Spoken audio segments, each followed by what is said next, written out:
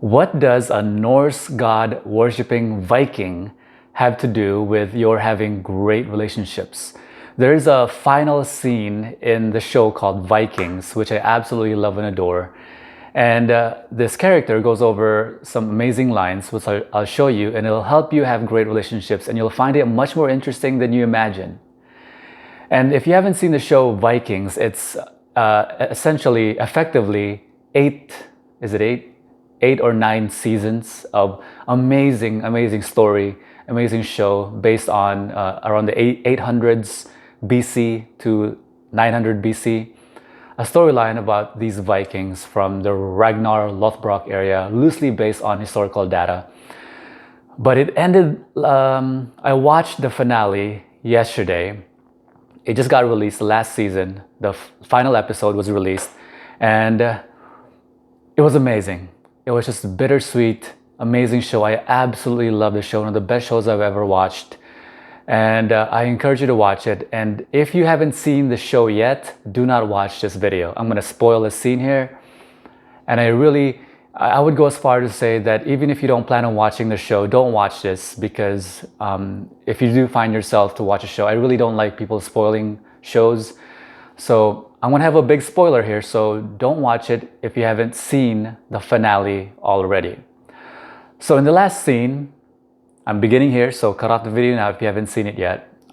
There's a big spoiler here. In the final scene, Floki was talking to Ube. And they were on the beach. This was the final scene, very final scene. And Floki said some amazing words. Now, let's recap and revisit what Floki actually was. You know, over the years, we've known Floki to be the most God-worshipping pagan that we know in the series. People actually look up to him as almost another god that worshipped the gods. He would be the vessel in which the gods would communicate to humans. So Floki was the guy that the people look up to see how would the god communicate and what the god would think about these actions and these behaviors. Floki was the ultimate faithful, God-fearing or God-communicating vessel.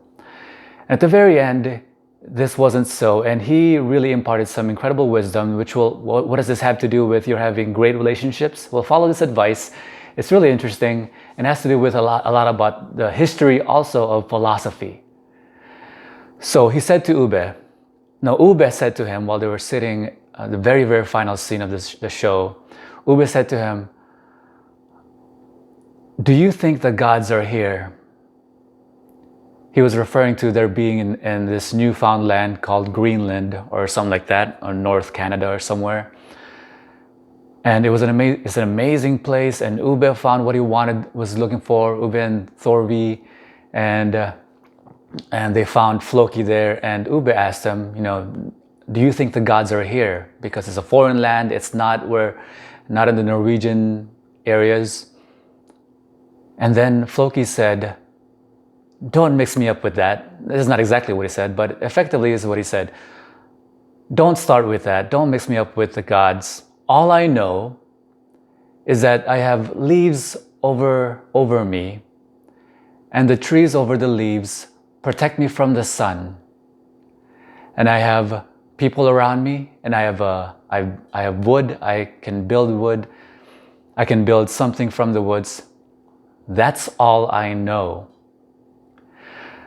And when he said that, I thought, oh my God, this is the first person, essentially in the show, because the show is full of gods and one god and multiple gods, the pagans versus the Christians.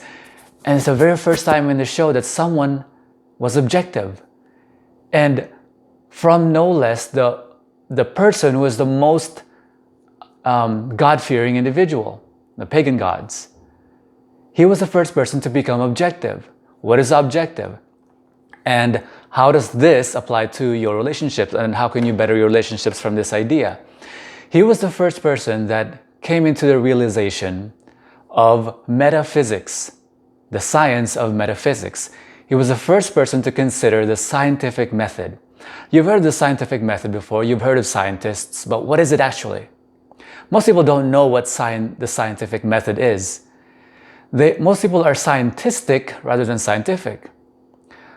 Scientistic is just tantamount to believing people who say this is science without ever having to apply a scientific method. The scientific method is you have a theory, you apply that theory, you test that theory out, and you see the result, and then you make a conclusion from the result. That is the scientific method. You prove it to yourself. That's what the scientific method is. So being scientistic is effectively just believing in a religion called science, which is not what science is. So what he applied was something called metaphysics and objectivity. What is objectivity? Objectivity is being objective about the reality, being completely separated from subjectivity. There's objectivity and there's subjectivity. Subjectivity is saying, this is what I think, this is what I feel, this is what reality is. Objectivity is pointing at reality and saying, that appears to be that way, it seems to behave in this way, this is what it looks like, therefore it seems to me that is reality, regardless of what I think and feel about that reality. That is what objectivity is. And most people never use objectivity, and that's just how we humans are wired. This is why people created gods. It's because rather than say, it's raining, there's raindrops falling from the sky, they said, the gods must be sad and crying because it's raining. The gods must be happy. The gods must be angry because there's thunder. That's why people created gods, because they wanted to create reason out of something, because people go crazy when they don't know why things happen. So they have to make up things to make things make sense. So the metaphysics is the science of objectivity. Metaphysics is the notion of, if you want to command reality, you have to obey reality.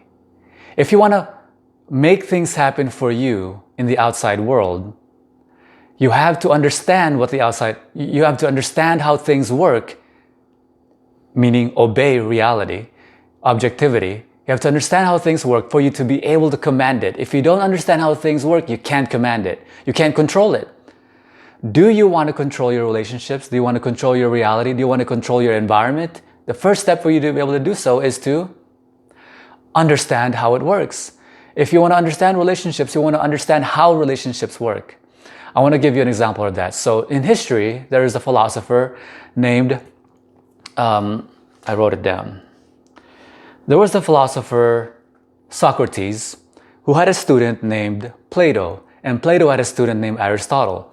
Now, Socrates taught Plato, and Plato believed that reality is how we feel, and it shows itself in the world, meaning mysticism.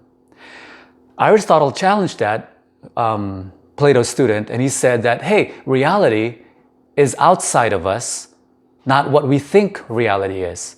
And so he challenged that, and he was the first one to coin the notion, the scientific method, in which you take things, you make a theory out of it, you experiment about it, you have a hypothesis, you test it out, and what the results are is what reality is. And then you change your data, you change your opinion based on the data that you're presented. That is what the scientific method is. And so metaphysics is a study that if you want to command reality, you have to obey reality objectively. So how does that apply into your relationships? If you want to command your relationship, if you want to command your life, you have to understand how life works. If you want to command your relationship, you have to understand there are things involved in a relationship which you must understand, which is there is a counterpart to you and there's you. You have to understand you, and you have to understand your counterpart objectively, not subjectively. Not based on your feelings, not based on what you think, not based on what you presume. What you find out is the fact, you test it out, you find out the truth, and then you base your reality on that. And then there's communication. How much do you understand about communication and how it actually works? This is what we go over on the greatrelationshipsyou.com. We go over that more. What I encourage you to do is to presume less in your relationship and communicate so you understand how both of you stand in a relationship and what your opinion is about things, and be clear on that.